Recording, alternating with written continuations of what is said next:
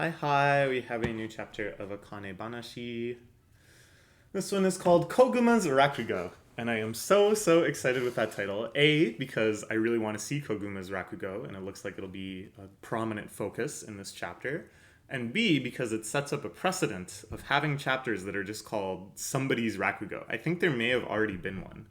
And now it's kind of like a promise that whenever we meet new, exciting Rakugoka, that maybe they'll get a chapter like this, where the biggest primary focus is just seeing their craft and seeing how they do it. Okay. He's slicked back his hair. He's looking confident. He's looking cool. I gotta say, this look is really working for him. This work is really looking for him? Not sure. I'm not a professional Rakugo. I misspeak all the time. Thank you for joining me tonight. Saying in the Rakugo world, to be a Zenza is to be less than human. It's a rather anachronistic saying, to put it mildly.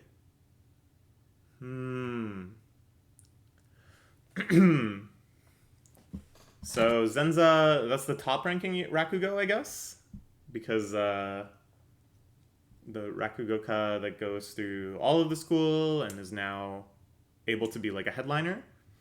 And you're saying, oh, if you actually make it through all of that and achieve that level of prominence and expertise, you've lost your humanity. I like that. I actually really like that saying. I'm going to incorporate it everywhere. To be PGR ranked in Melee is to be less than human. To clear an ITG 16 is to be less than human. To have sub 40 sprint is to be less than human. However, it used to be much more difficult in the past. So this sounds like he's setting up the intro for a very classic story. Maybe a self-referential Rakugo story about Rakugo set in the primordial era of Rakugo. That would be really interesting. That would teach us a lot, which seems very much in line with this guy's overall philosophy, that you need to respect the classics. You need to respect the tradition and the lineage to this point. I also really like this shot of him sizing up Akane. Are you really ready for harsh, difficult training?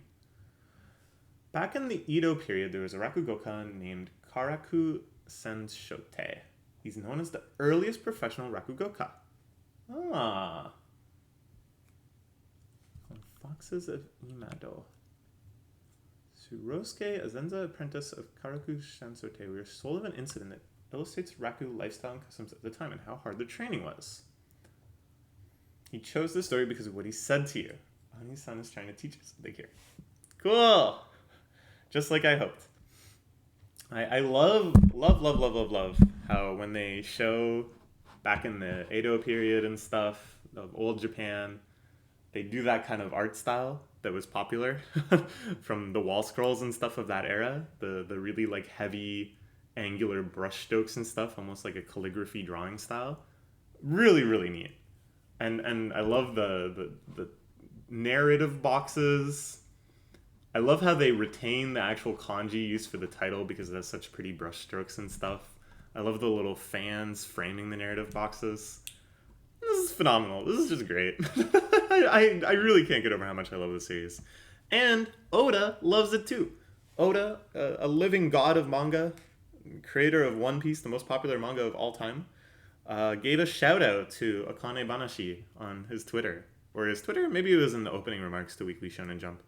But regardless, he said, check it out. Tankobon 1 on sale now. Check it out. At the time, Zenza received no salary. You didn't know what you'd have a meal to eat on any given day. Totally forbidden to have any side jobs. Oh, wow, I'm selling lots for prizes. What a strange story. What a brutal story. Man. I've heard of starving artists before, but sheesh. But it really does show that there was kind of a cultural divide, I think. No, this is too big a tangent. I was going to start getting into some Mark Fisher stuff about how at some point perceptions changed between an artist is an artist and they just need to make a living from their craft. And then kind of a period of prosperity where an artist could have a part-time side job that wasn't very intellectually or physically demanding and devote the rest of the time to their art.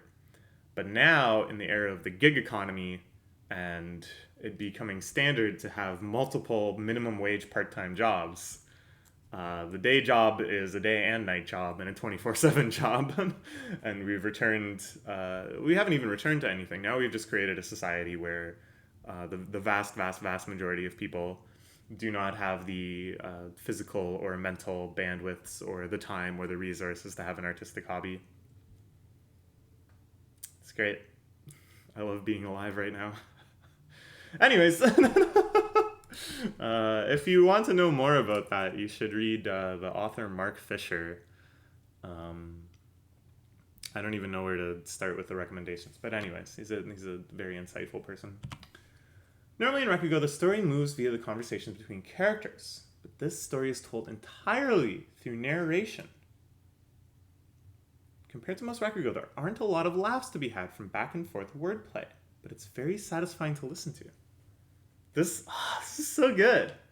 Just the way it's depicted, this like panel that's just text behind him,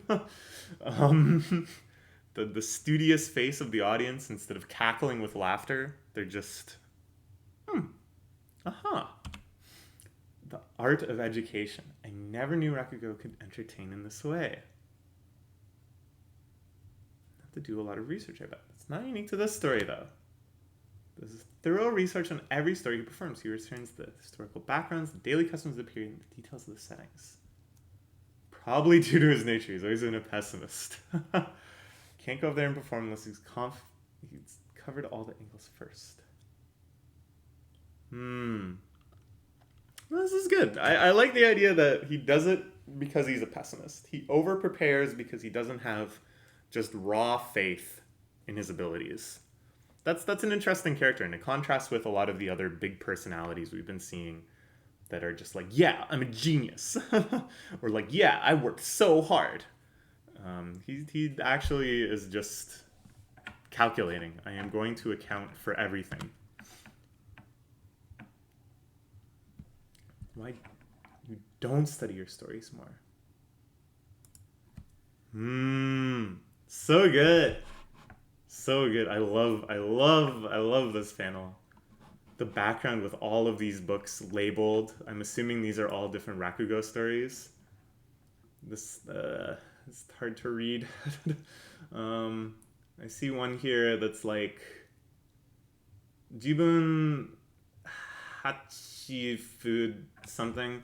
It's like myself ate big something. Eastern something. These must be Rakugo stories, and he's labeled the books pertaining to each story, I guess. Here I see Nihon style something, and then I don't know. I'm not gonna be able to figure it out, but this is fantastic. What a fascinating choice. I've never seen it done before. Mainly presenting a model. Okay. So, we got a great depiction of his performance. We learned a little bit about the harshness of Rakugo back in time. I wanted to see more, honestly. I wanted to see what these actual titular foxes were up to. But maybe we'll explore exactly what he did a little more through Akane's perspective. What did she take away from it? She looks vexed. Leaving the haters vexed. Okay. No, she doesn't look that vexed. She looks more determined, I guess, than vexed. But it's not like she's going, wakata! You know, she's challenged by this. Challenged but determined. And maybe a little vexed. Have any recommendations for books about the Edo period? This is good. And this is like very nicely coincided, I think, with the story beats. Because the teacher, yeah, okay, she was a little confused, convinced. I should bet on Akane's dreams. This is different than that miserable failed stand-up comedian that I saw before. Akane is a lot more serious, yeah. But I'm sure she still has reservations about, like, I am still kind of betting on her dream. It's just that this time I think it's a good bet. Whereas I'm sure a part of her still thinks it would be better if she had a more reasonable dream in the first place and was more interested in her education overall. So this is her proving, hey, this is like a boon to my overall knowledge of life. I'm going to learn in general. I'm going to study history because of my love for Rakugo. I don't think I understand what you mean. You enjoy writing far too narrow to narrow them down. Oh boy. Alright. Just one. Let's go to the library. Oh, this is nice. She's actually becoming a more substantial character too, her teacher. It's good to have, I think, a few characters that are outsiders to the world of Rakugo. Because Akane already knows like way more than the reader does about Rakugo. So to have some true outsiders to kind of see them take their first steps into learning about the medium, instead of just Akane taking her 50th and 60th steps, Okay. 3 times the applicants as last year. Crazy. Keep it going. Live large. This is a Rakugo magazine article. The hope of Rakugo takes the stage. Explosion of interest in manga and sketch comedy and whatever else is something that Rakugo can achieve as well. I feel like Rakugo is actually pretty well suited to take off because of TikTok. Now, I'm not on TikTok a ton. In fact, I never actually go to the actual website, nor do I have the app. But frequently I see them linked, or I see them posted on Twitter, or I see them posted on Reddit, or whatever. And a lot of them actually very closely mirror the Rakugo style. That it's one person depicting multiple characters by using a different voice. With TikTok, usually it's like they cut and then they're filming themselves again in like a different outfit or shot from a different perspective to help clue you in that this is another character in this little play, this little skit. But most of the change is just through how they depict it, through the characterization, through the voice change and stuff.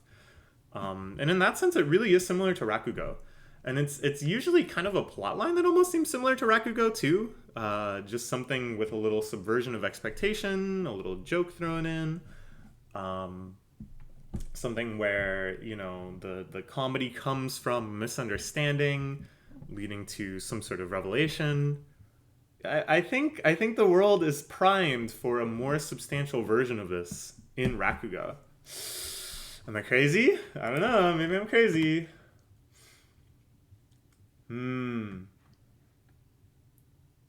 Oh, is this the guy that performed, that Akane opened for that one time at that Rakugo cafe?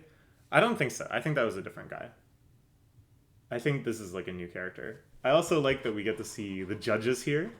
I'm sure we'll see more of them later. We'll learn about them. We'll learn what they like and dislike and how Akane can appeal to them. No way something crazy doesn't happen this year. You can quote me on this. Oh, it's already happening. It's already happening. I thought we would have at least one more chapter where we follow what Akane is trying to learn from this. But, in true dramatic fashion, I guess we're going to find out during the event itself that she'll have moments of introspection. Oh, I gotta remember what I learned from doing such and such. And then at that moment, we'll see her doing such and such thing. Right? Also, I'll clue you in again, if you haven't already learned, the one secret that spoils every piece of fiction. If the character discusses their plan, the plan won't work. If you don't see the character discuss their plan, the plan will work. And this is kind of the equivalent of the latter, that we didn't see her prepare, we didn't see her study, so she's probably going to win. I don't know. Will she? I actually have no clue. I feel like maybe even the authors are still trying to decide that as well. Depending on, the trajectory of the series and stuff, but I keep making these somewhat grim meta comments about how, manga artists have to hedge their bets. They have to be ready for the early cancellation. They need to be ready to pivot on the spot if they need to come to a satisfying ending right away. And I don't know. I think every indicator is saying that this isn't going to be a problem with this series, that the series is really taking off, which is just phenomenal. I love it so much. Okay, bye-bye.